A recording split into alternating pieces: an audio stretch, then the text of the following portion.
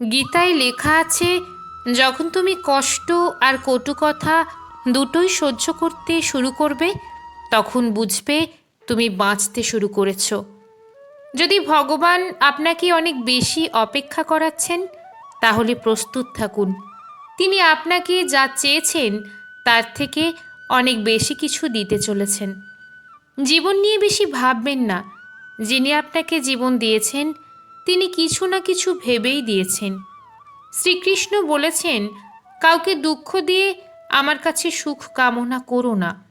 আর কাউকে যদি ক্ষণিকের জন্য সুখ দাও, তবে তোমার দুঃখ নিয়ে তুমি চিন্তা করো না।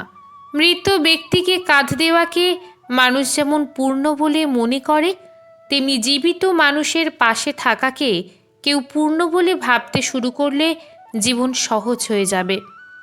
আমাদের অকারণে কোনো মানুষের সাথে দেখা হয় না। আমরা কিছু মানুষের থেকে শিক্ষা পাই, আবার কিছু মানুষের থেকে জ্ঞান পাই। কে কী করছে, কিভাবে করছে এবং কেন করছে, তা থেকে যতই দূরে থাকবেন ততই সুখী থাকবেন। আপনি হাসতে থাকলে পৃথিবী আপনার সাথে থাকবে, নইলে চোখের জল তো চোখেই ঠাঁই পায় না।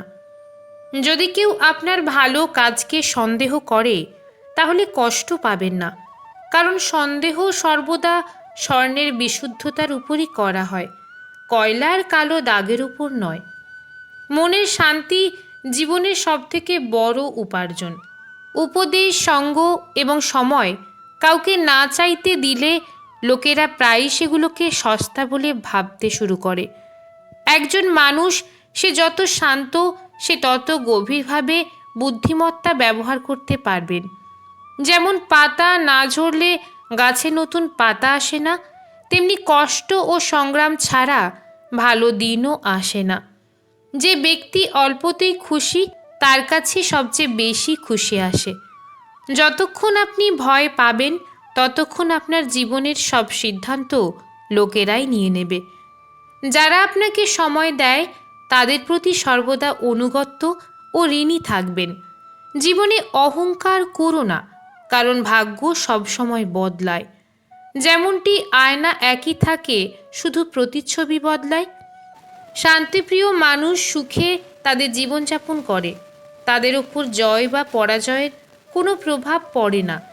শ্রীকৃষ্ণ বলেন, নরকের ভয় ছেড়ে দিন। কে জানে কোনটা পাপ আর কোনটা পুণ্য? শুধু দেখুন নিজের স্বার্থ পূরণের জন্য যেন আপনার দ্বারা কেউ দুঃখ না পায়। বাকি সব প্রকৃতির উপর ছেড়ে দিন। অর্থ বড় না যোগ্যতা বড়? খারাপ সময় যে পাশে থাকে, সেই সব থেকে বড়। কেউ যদি আপনাকে নিজের স্বার্থ পূরণের জন্য মনে করেন, তাহলে তাকে স্বার্থপর ভাববেন না, কারণ আপনি তার জীবনের সেই উজ্জ্বল আলো সে অন্ধকারে দেখতে পায়। সবাইকে নিজের গোপন কথা বলবেন না, কারণ আজ যে আপনার সাথে আছে, কাল সে আপনার বিপরীতেও যেতে পারে।